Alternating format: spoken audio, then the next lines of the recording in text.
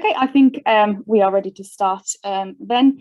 Thank you so much everyone for joining us today for this webinar, which is focusing on kind of an introduction to CIWEM's membership, predominantly focusing on all of our pre-chartership grades. My name is Barbara Orth. I am Senior Membership and Professional Standards Executive at CIWEM, and I will be hosting today's webinar. I'm also joined today by Sian Leek, who I'll be introducing a little bit later. We're lucky to have her as one of our panelists. She has kindly agreed to share some of her experiences of becoming a CIWEM member, as well as, kind of her motivations behind that. So before we start, I think just a few housekeeping rules in terms of like what to expect from today. So we will be kicking off with an introduction to our pre-chartership membership grades. So this is kind of like an overview of the practicalities around applying, what is expected, and what you can expect from once you gain this kind of membership grade. Following that, we will move on to a roundtable conversation with our lovely panelist. And then after that, we will open the floor to Q&A from our audience members. Now, yes, sorry, I just got a comment in the chat function. Yes, this webinar will be recorded, so the webinar will be made available on the website after it is over. But just quickly back to our agenda today, we will open at the end the floor to audience Q&A. So do send in your questions, any issues or any questions you may have. You can use the Q&A function to do that. Alternatively, you can message us privately if you prefer to do that. Either way works just fine. So yeah, we love to see lots of Q&A activity. So make sure that you prepare your questions ahead of time and then send them in. If you are experiencing any technical difficulties, again, drop us a line using the messaging function, and someone should be available to help you sort it out. As kind of a disclaimer, we will be covering a lot of ground today. Obviously, the membership, pre-chartership membership, encompasses quite a vast, source of information. But everything I will be talking about today is also available on the website. So if you feel like you've missed anything, if you feel like, we maybe have not covered anything, then please make sure to check out our website. We also have our own membership webinar series, which is available free to watch for everybody. And then after, you browse the website, you've watched our, webinars, and you still have questions, or you're still not really sure which direction to take it in, then we're always here to help you. So please do email us or call us, whichever you prefer. Both information, contact details are on the bottom of your screen. So the email address is membership@ciwem.org, and there's the phone number as well. So yeah, do get in touch if you feel like you've missed anything. Just to briefly introduce Sian, our panelist, whom we'll be talking to later. So Sian Leek is an environmental scientist at Arup. She is a non-chartered CIWEM member and an early career professional on the CIWEM trustee board. She has worked in consultancy for 6 years and has spent 3 of those years working in transport planning. Her mixed background has enabled her to use both skill sets to work on decarbonisation projects. However, she predominantly specialises on projects focusing on the water environment. Fantastic stuff. I'm sure we are all looking forward to hearing from Sian, my apologies, from Sian and her experiences a bit later on.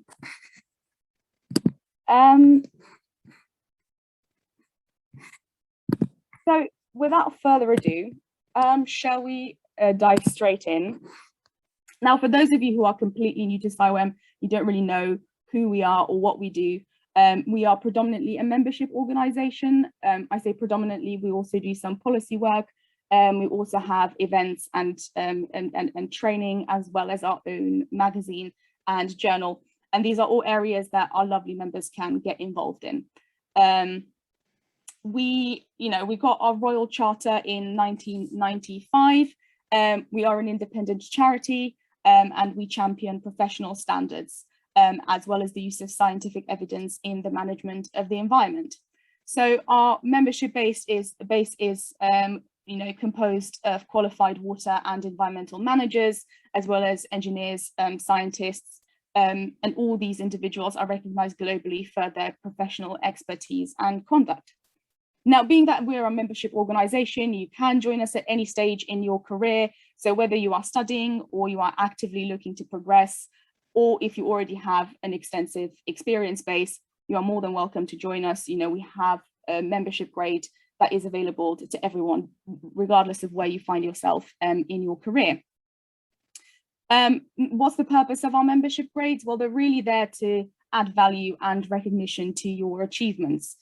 So we will actively help you progress through your career, whether that's through qualifications and standards, networking, or career enhancement.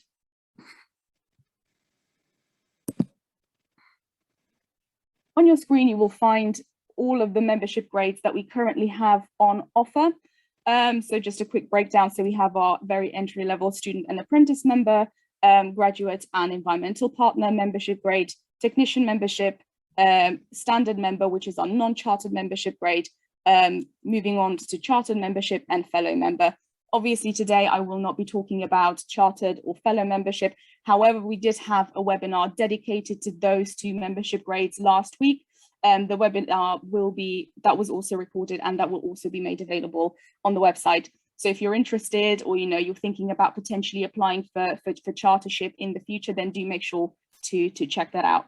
Lots of useful information in there.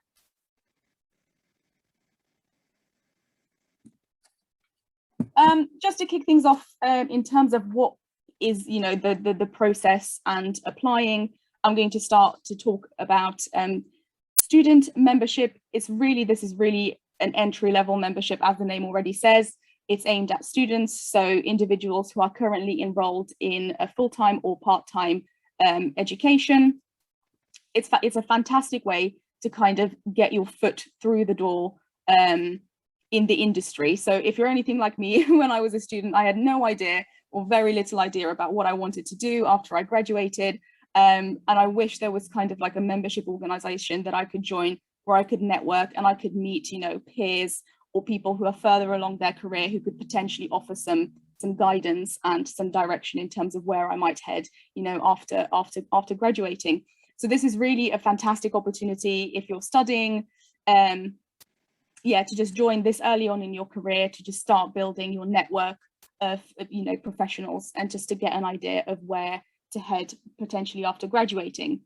In terms of the application requirements, it's very simple, very straightforward. All we need is, you need to create an account. You need to give us your course title, current university of study, start and end date of your course. And that is essentially it. And one fantastic thing about student membership is that it's also free of charge. So there's no application fee, there's no annual membership subscription fee, because we know, how tight money is when you're studying. So that's just a little bit of extra to just help you along the way.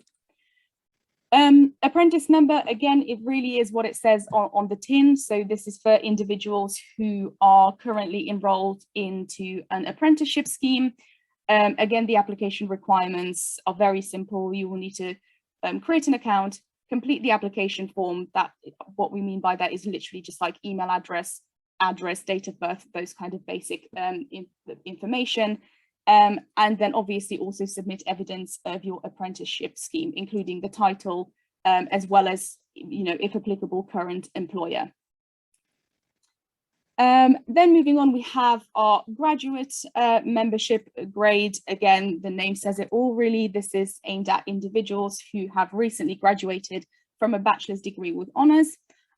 This is the UK equivalent of bachelor's degree with honours. So if you've studied abroad or you have an international qualification, then we will perform a qualifications check just to make sure that is the equivalent of a bachelor's degree with honours in the UK. If you do that, if you have that, then you're welcome to join as a graduate member. We usually encourage applicants to join pretty much as soon as they graduated, simply because the shelf life of the graduate membership is rather short. So, applicants who have graduated over 2 years ago would no longer be eligible for graduate membership. So that's why we encourage individuals to join us fairly early, after they have graduated. In terms of the application requirements, again, online application form, you will need to submit a copy of your degree certificate, just so we know when you graduated and what you graduated in, as well as a copy of your most up-to-date CV. Now, if you have international qualifications, then we will also need a transcript from your university. Some countries call it a mark sheet. You will also need to submit this as part of your application. Moving on to environmental partner. Now, all of the previous 3 membership grades that we've covered are very much based on the idea that you have formal qualifications. Environmental partner is really aimed at individuals who either have no formal qualifications or they're completely new to the water and environmental industry. So it doesn't matter whether you're new to CIWEM, whether you're new to the industry, whether you don't really know which direction to head in terms of your CIWEM membership, then environmental partner is a fantastic sort of proverbial foot through the door, because it still gives you access to all of our resources, like our mentor platform, our magazine, our events. And if you're thinking about potentially progressing with your membership to a higher level, say non-chartered member or chartered member, then environmental partner is a fantastic way to kind of, expand your network and, talk to like-minded people, gather experiences, and think about potentially upgrading your membership. Moving on, we have our technician membership. Again, pretty straightforward. The name says it all. This is for people who have very technical skills, or the nature of their job is very technical. This is where the application requirements become a little bit more complicated, not too complicated, but it's just that we require a little bit more when you submit an application. So for technician membership, this is, again, online application form. The technician membership also comes with 14 mandatory competencies. So these are a series of questions that you will need to answer just to demonstrate your professional experience and your competence. Now, if you've completed a NEBOSH certificate in environmental management, then you don't need to complete the mandatory competencies. Furthermore, you also need a CV, academic certificates, if applicable. Any training that you've completed will also need to be detailed. And most importantly, you need to have 2 sponsors who are chartered professionals. Now, one of them will need to be chartered with CIWEM. This is simply for your own benefit, because they will know the process and they will be able to appropriately guide you to obtaining technician membership. These sponsors will need to submit signed letters confirming that they have reviewed your application and that they endorse its content.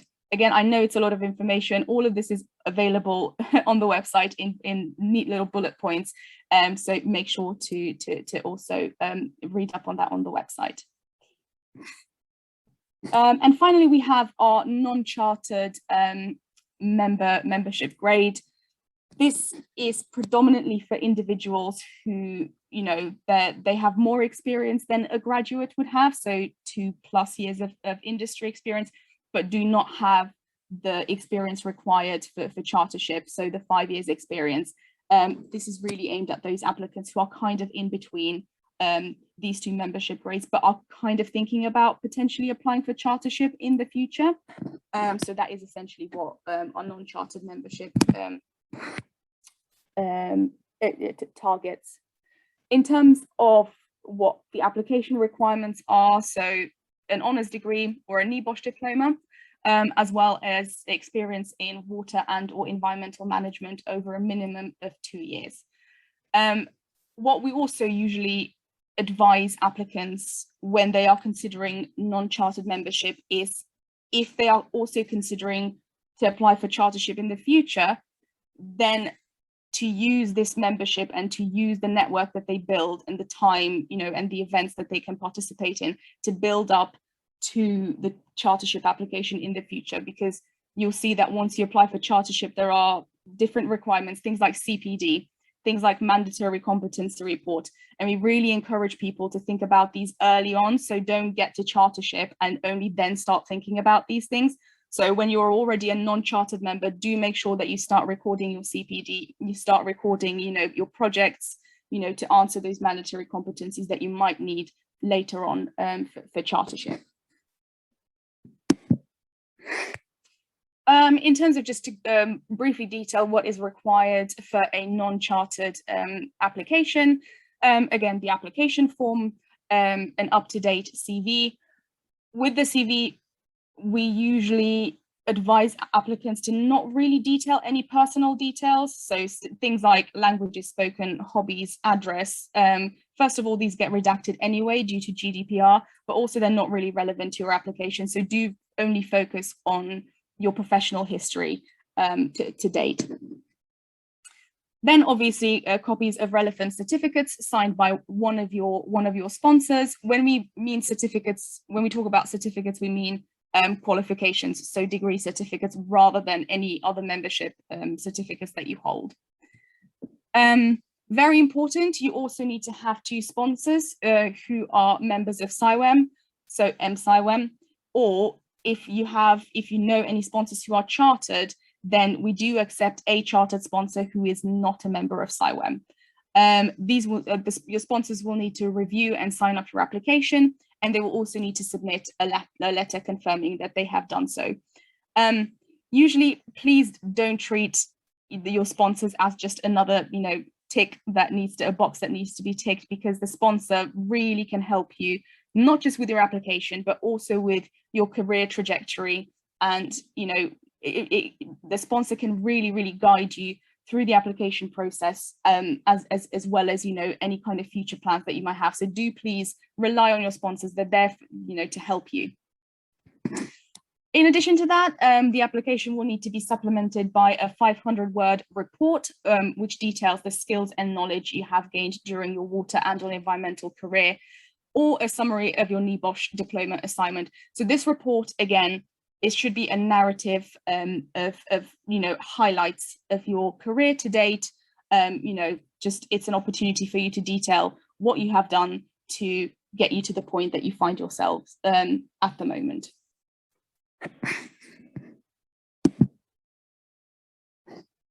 Okay, I think that is everything in terms of our introduction to our membership grades. I see that our other panelist, Emily, has also joined us in the meantime. Fantastic.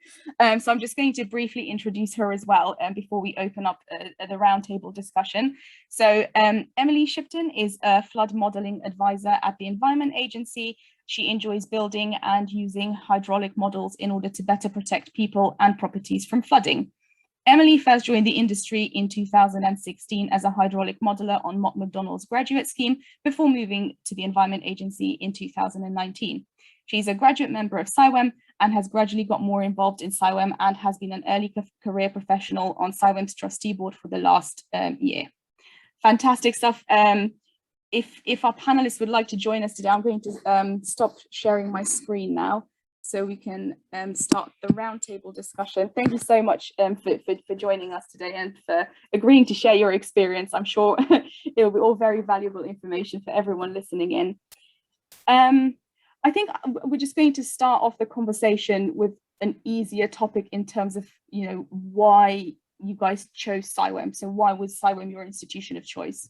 If anyone can kick this off, whoever would like to go first. I can start. So I ended up picking CIWEM. It was kind of an expectation when I first started working that I would join one institution. So I was kind of looking around, and I think I was initially unsure about CIWEM because of the fact that water was in the title, and at that point in time I was quite environmental focused. But actually it's the perfect combination of my interest in water environment and wider environmental things. So that's why I chose CIWEM. Obviously it's really well established, so it's got a great membership network kind of through all the different stages of your career, so from being a student and an early career professional and having the early careers network all the way through to the most senior people in kind of water environment. So in a nutshell, I think that's probably why I picked it.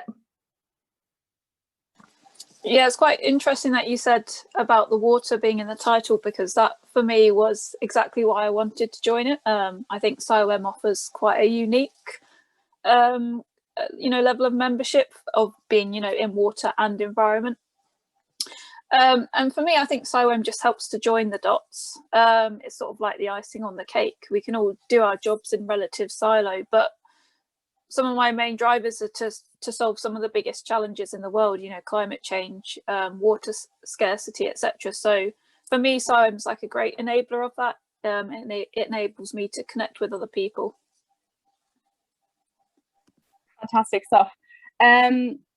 I mean, both of you have joined CIWEM as sort of like different membership grades. Was there a reason behind it, or is that when you find out about CIWEM, or, you know, what was the motivation behind it? Yeah, so I sort of, when I first heard about the institution, I must admit I found it a little bit daunting. I wasn't really quite sure what it was, so the only thing I really knew about was, you know, getting chartered, and I was suddenly like, oh, I'm not quite ready to have a test right now or anything like that. But then I went along to a talk a year or so into my graduate scheme, and actually realised all of the other great benefits. So at that point, sort of a year in, I thought, well, actually, a graduate membership is really good. It offers me what I need. I can network with people. It's not about taking a test or anything like that. So yeah, that's kind of why I joined at that point, just have those wider early career opportunities. Fantastic. I think for me, I was in transport planning for 3 years as well. So I was doing a whole different institution, which was not like CIWEM at all.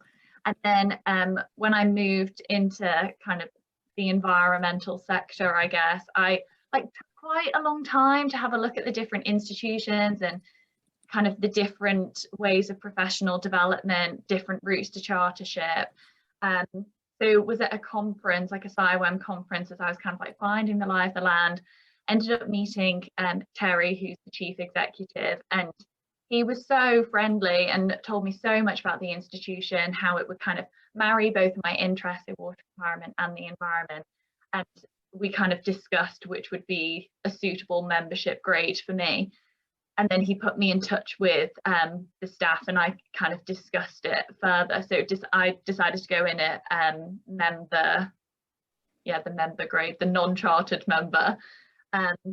Yeah, it was a really nice way to kind of sign up, I guess, because even though CIWEM is like a massive institution, like meeting Terry at a conference and being in touch with the rest of the exec team made it feel like far more personable than other ones where you just feel like you're one member amongst thousands, and I don't know, you don't really have that kind of community.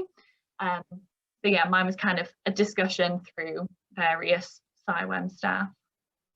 That is fantastic. I think that speaks volumes about, you know, the support that is not just within the CIWEM executive, but also within the network of, you know, other members that are there really to support, you know, early professionals, you know, people who are just, you know, new to the industry. So yeah, those are all both fantastic stories. I think the $1 million question is do you feel like, you know, joining CIWEM this early in your career has been beneficial? Emily, do you want to go first, or shall I? Yeah, I can go for it. Yeah, I think so, because it's kind of exposed me to what senior leaders are thinking, I guess, and key industry drivers at an early stage. And I think, you know, like when you sort of join a new company as a graduate, actually your employer gets just as much from you as you do from them, because you come in with fresh ideas. So, you know, if you're doing that within CIWEM as well, and then taking that back to your employer, you know, you might not understand exactly, you know, all the technical detail of whatever you're doing just yet, but you've got those fresh ideas. And for me, I think CIWEM just really helped me broaden out and think about my wider place in water and environment, and then help kind of contribute those fresh ideas and get up to speed with like key challenges pretty quickly, because, you know, that's what's driving all of us working in this sector. I think also for me, kind of building on what Emily said, it's enabled me to upskill in areas that I don't necessarily get exposure to at work. And I think that that's definitely made me a much more well-rounded consultant, because I think being an environmental consultant, you need to know a little bit about a lot of things. So kind of the CPD that CIWEM offers is a really good way for me to kind of like tap into all of that knowledge without needing to work on a project necessarily to do it. So I think that's definitely one really big advantage kind of early on in my career. And then another one is just, like I've already said, the membership is fantastic. And I've got two mentors now through CIWEM who have made me think differently about my career, and they've like encouraged me into different opportunities that I wouldn't have necessarily thought about. And it's really nice actually having a mentor that's not in my company as well, for just completely unbiased perspective. And so yeah, CIWEM offers a whole heap of mentors that are really helpful in just guiding you through your career, really. Absolutely. Just touching on what you said, Sian, is in terms of mentoring. Yes, we hear this all the time from everybody, is that a mentor is just so important, even if you're not really applying for membership, but, you know, having a mentor in your professional career is just so important. And one of the things that we offer is an online mentoring platform, which is available via the membership tab on our website. So if you sign on to the platform, it essentially gets rid of the middleman, the CIWEM executive. You can get in touch directly with mentors, you know, in your industry or in your area of expertise. So if you're struggling to find a mentor, or, you know, you're looking for ways to get in touch with someone, then do make sure to check out the online mentor platform. I suppose another kind of more tricky question is, do you feel like there would have been a benefit of you joining CIWEM earlier, so potentially as a student member, obviously that very, very early on, when you might not really know where, you know, your career might go? Yeah, for sure. So yeah, I guess unfortunately I hadn't heard of CIWEM whilst I was at university. But if I had, I would have become a student member. For a start, it's free, and obviously students, you know, typically don't have access to that much money, but it's a free resource essentially. So the learning opportunities that I would have been really helpful for my studies, like getting to read some of the case studies that the industry are working on, just keeping abreast of like policy changes and current trends. I think that would have been quite a useful way to start preparing for like interviews. You know, if you can read up about these things, you've already thought about it, had that forward insight. I think that would have probably impressed at interviews.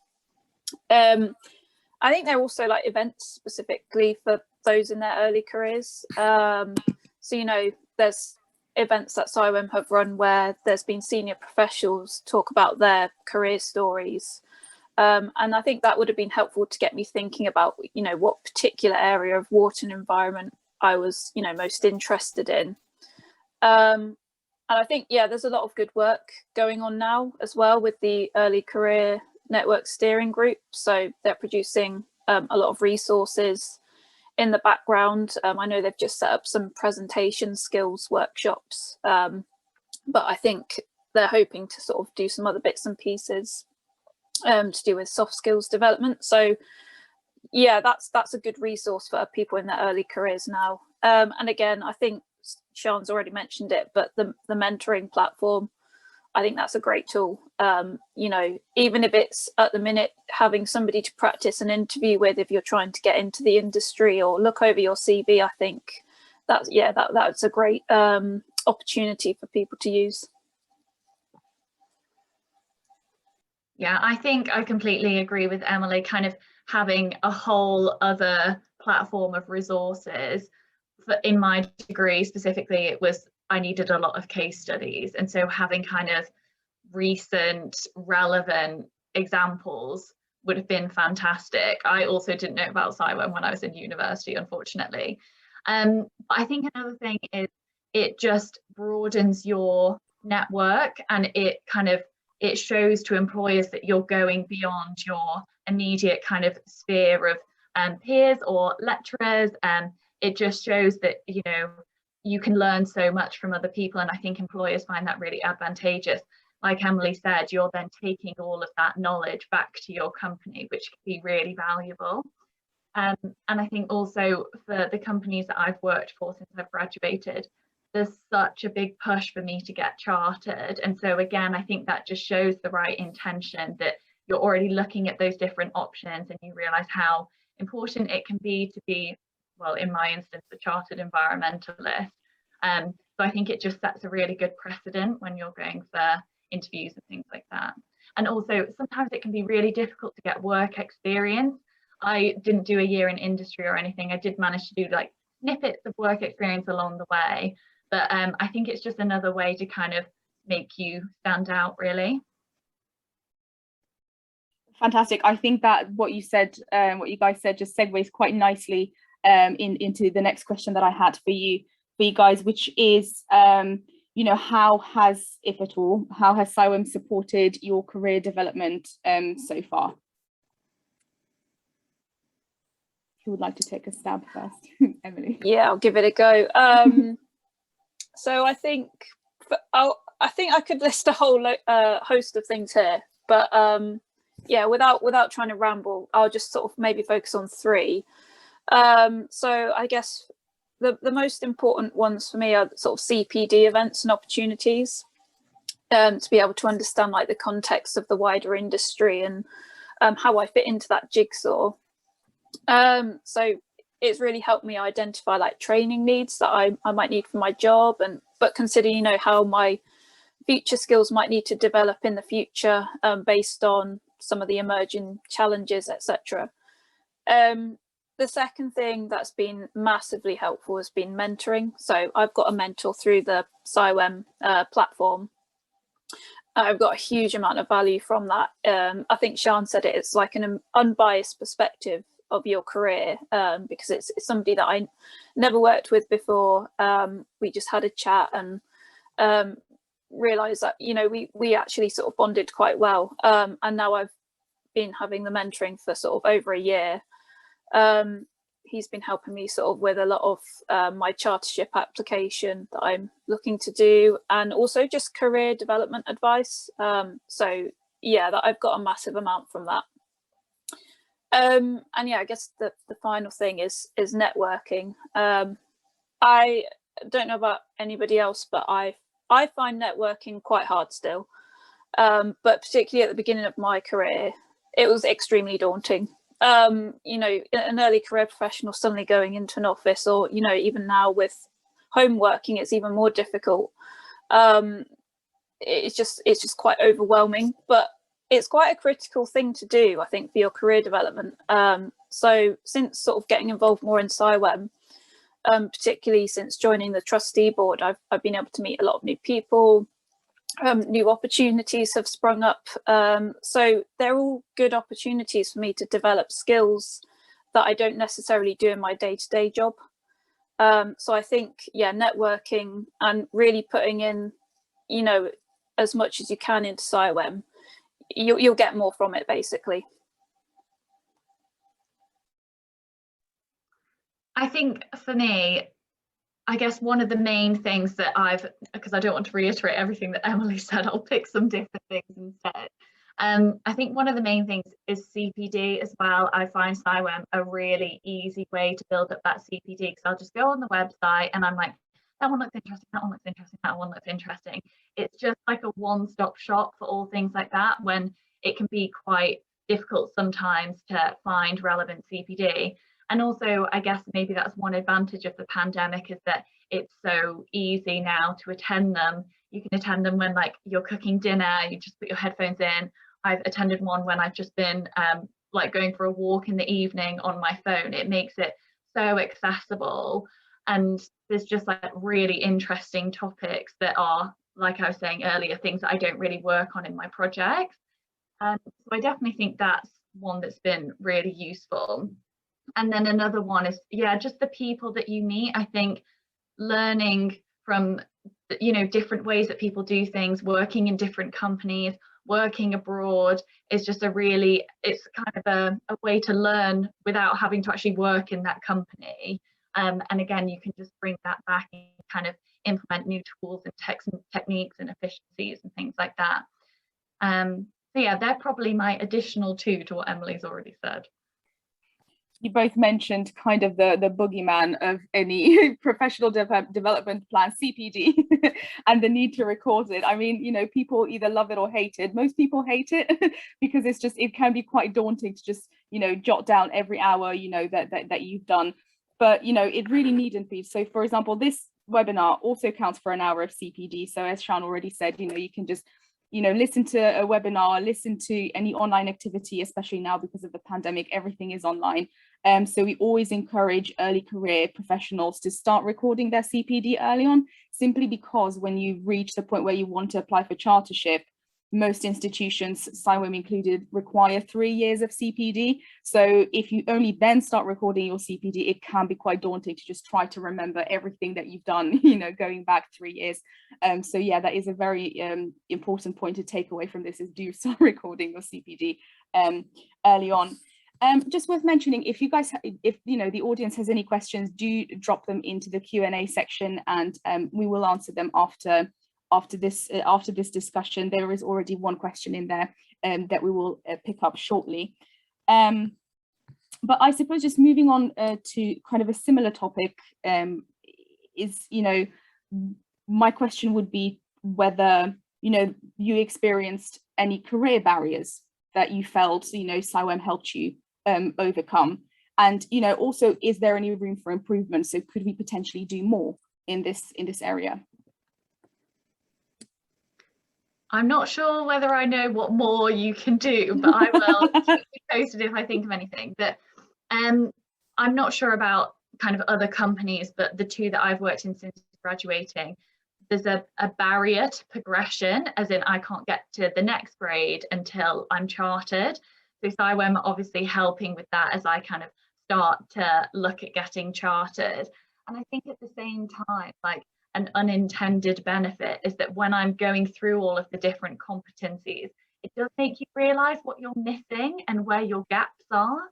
And so in order to progress and kind of complete my chartership, I'm like filling those gaps in the meantime, which I think is just generally making me a like more experienced and more well-rounded consultant. So I think kind of one barrier in terms of progression, but then also like a unintended barrier that I didn't realize I had too. Yeah, I think probably the barriers I face might be a bit different to Sian's. It's probably quite interesting. So I guess for me, probably one of the things is like a bit of lack of career direction. I'm not sure where I want to go. So CIWEM, as I said already, the mentoring platform's been unbelievably helpful in helping me to explore my career and just thinking about what I influence, even if I don't necessarily know exactly what route I want to go down. So that's been really good. And I think as well, especially in the pandemic and home working, it's helped me to keep my career visible. You know, that as Sian said, a lot of this is all accessible now. So rather than me feeling remote from an office or a career or senior people, you know, I'm still trying to keep my career close to me, if that makes sense. So I think CIWEM's definitely helped me overcome that. And I think the other thing is a lack of confidence, I suppose. I'm probably quite naturally like an introverted person, and that's something that's never going to particularly change. But, you know, CIWEM's given me a platform to use my voice, I suppose, you know, through the trustee board and other bits and pieces. So it's having that practice, I guess, you know, that your thoughts are valued and you can speak up, and that's been really helpful for me. Oh, that's always wonderful to hear when, you know, you kind of help people to, you know, build in confidence, because it's really, it's an underrated thing, isn't it? Especially, you know, everyone talks about like imposter syndrome. So you feel like you shouldn't be where you are and you feel a bit insecure, but actually you've earned it and you do belong where you are. And it's nice to have that kind of reinforcement. You've also mentioned that you guys, you know, you're involved in as early careers in the trustee board. Now, this is also something that our members can get involved with, and there are other areas, you know, where all our members can get involved in. Do you guys have any tips of, you know, what other areas maybe people can, you know, participate in through CIWEM other than the, you know, trustee board, for example? I think one great way to get involved is through the the early career network. There's normally things popping up all the time to get involved with. They have like positions out relatively regularly, and that's like a really great network because it's people from all different companies, different roles. So there's a lot of opportunities there. And then I think another great one is the different branches as well, because I think they're given quite a lot of flexibility in terms of what they want to do, the networking events they want to host, the events that they want to host. And like, I'm based in Bristol, and so I'm the Southwest branch, and they're always desperate for people to put on events. And I think it's a great way to learn how to do them, because I still find events really daunting as well. So it's a great way to practice, and also normally you get to pick the topic that you want to present on, so it's kind of as undaunting as you could make it. And also then you're connected in with a lot of similar professionals in kind of the environmental or water environment industry that are in your local area as well. So I think they're probably the two ones that I'd recommend. Yeah, I won't cover anything you just said, Sean, but I guess just one thing to mention about the trustee board is I think they usually do recruit every March or April, and I think they are hoping to keep sort of the early career professional role on as an ongoing thing. So it's definitely worth looking out for that.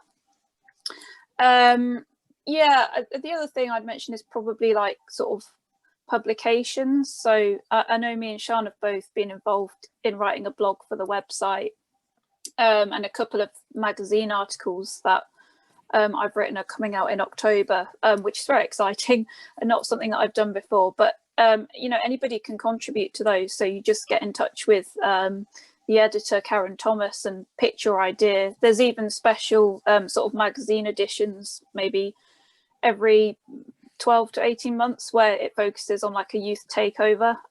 So it's definitely not just a platform for senior people, anybody can get involved in that.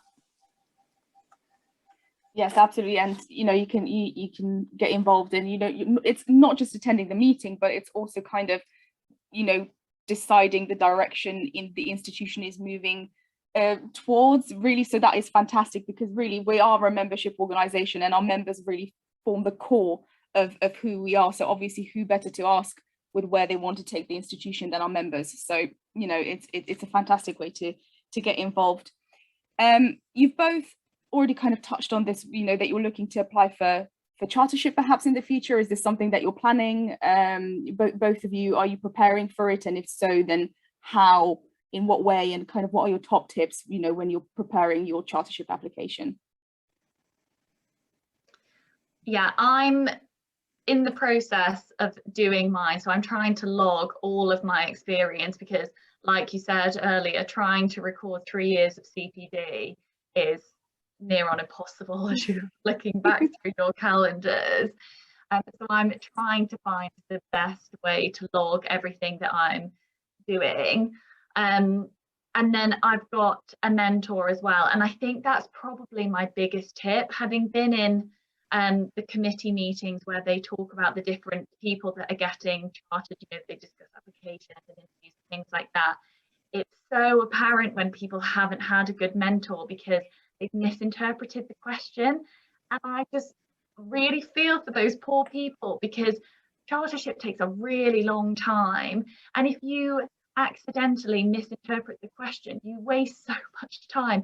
So I'd really advise having a good mentor that's, you know, that is chartered and potentially is mentored before and really understands how the process works. Because I remember the first time I looked at all the competencies, and it took me a while to try and figure out what they meant. And I then used my mentor as a sounding board to be like, do you think I need to put down X, Y, and Z? And he was like, oh, well, yeah, but it kind of means this. So it's really important to make sure that you fully understand the competencies, I think, before you end up getting lost in it all. So that's probably my top tip. Yeah, definitely endorse getting a mentor. The first thing that I did was sit down with them and kind of map out all the competencies and my experience against each one, like not writing anything up, literally just write down what I've done and identify if I've still got any gaps, etc. So that I can then, you know, take that back and discuss it with my line manager at work. So that was helpful. But just away from mentoring, I think that's definitely the most helpful thing. But another thing that I found really helpful is having a bit of a peer support group. So in my workplace, there's about 10 or 12 of us that have got together in like a geographical region, and we've got somebody in who's mentored a lot of people and understands the process. And that's just, it helps to have that support group, because, you know, every month I know that I'm going to have a meeting. We've been set some work to do outside. It helps to keep me on track, because otherwise I feel like you just keep going, oh, well, I'll do that another day. Whereas if you know you've got these like monthly milestones of doing perhaps just one competency at a time, nothing too much, you know, it keeps you going. So I think having some kind of plan is good, whether that be doing it over the long term in small doses, or perhaps, you know, sitting down and blitzing through it, because I know some people prefer to do that. I think you've both hit the nail on the head there with the importance of a mentor and a sponsor. As we can almost always tell when an application has been reviewed or written with the help of a mentor, because you've already said, Sian, you know, an applicant might misunderstand the question, because all the guidance in the world, you know, that is available might still not help you target the question in the way that is required. And someone who has gone through the process and has successfully obtained chartership can really help you with that.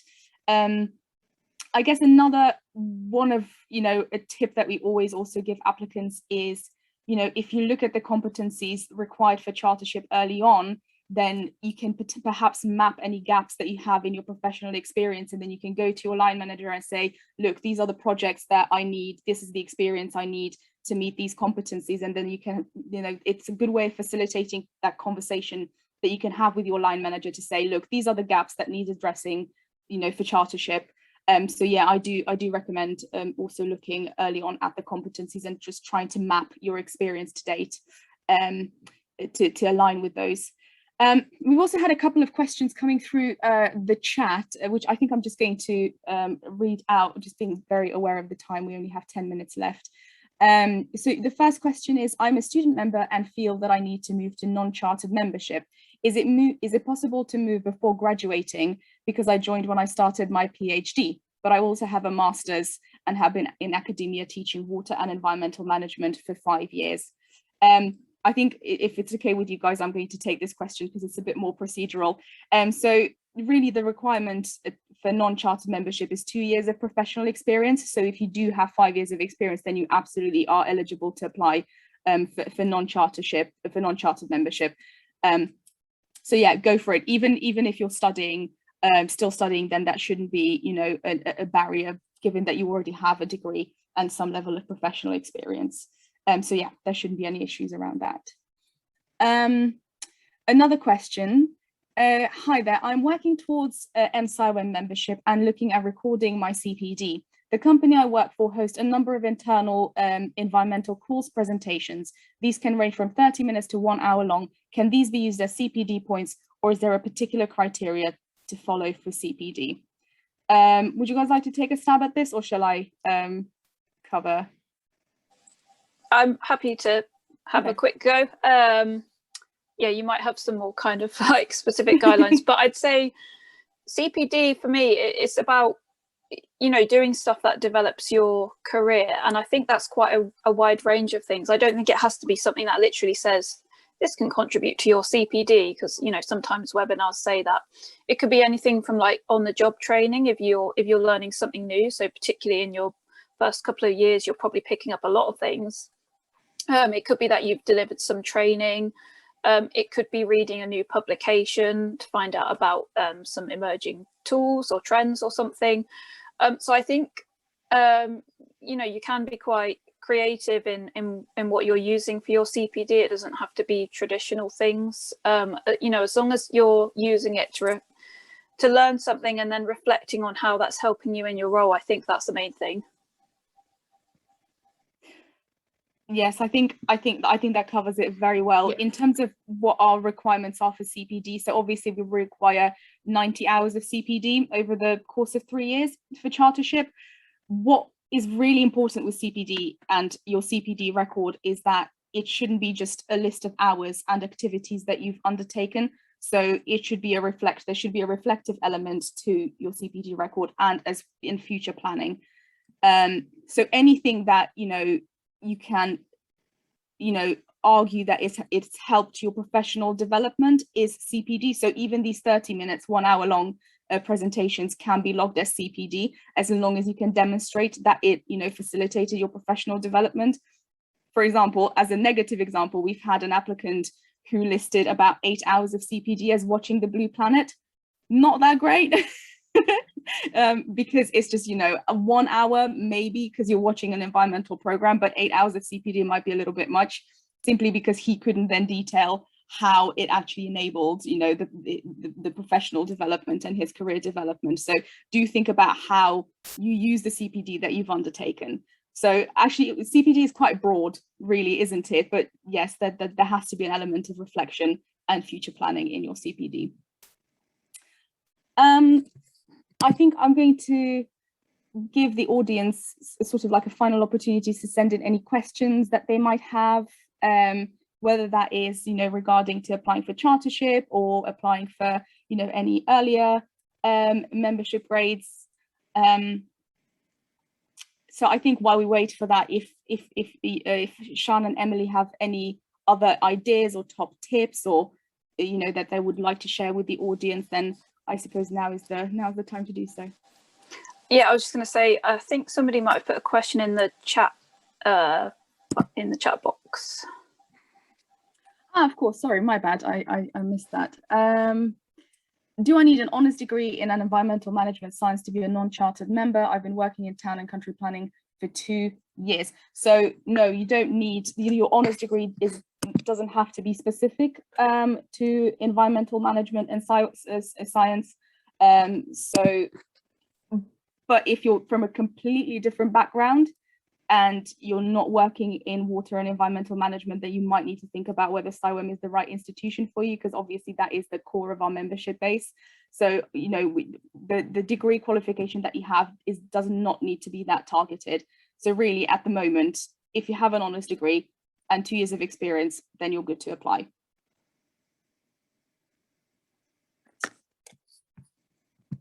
So I hope that has adequately answered the question. Oh, we've got a couple more Q&A questions here that we're going to pick up. Do you have to be interviewed for non-chartered membership grade? No, so the interview is only compulsory for chartership grades. However, there is an assessment process for non-chartered membership. So you send in your application is batched up and sent off to 3 trained assessors who will look at your application and then send us back their recommendations. And then based on that, you'll be either accepted or recommended to gain more experience. So there is a written assessment stage, but there is no interview stage. Oh, an interesting question here. If I'm a member of another environmental institution, would that help my application for M CIWEM? This is an interesting one. I don't think it really has any bearing on your application. I'm not sure how you guys feel about that. I think when I put in my application for the membership grade, it was more on demonstrating what I'd done in work more than kind of outside of work. I think that kind of comes into the next stage for your chartership membership, especially when you're like demonstrating commitment to, like, I don't know, the water environment or something like that, but it's maybe less applicable for the membership grade. Mm-hmm. Absolutely, because I think when the assessors are looking at, this early on in your career, then there is no expectation on you to hold any other membership that may come into play a little bit later on, but not this early on in your career. Sorry, Emily, were you going to say something? I interrupted you. Okay. Fantastic. Okay, in that case, if there are no more questions, I think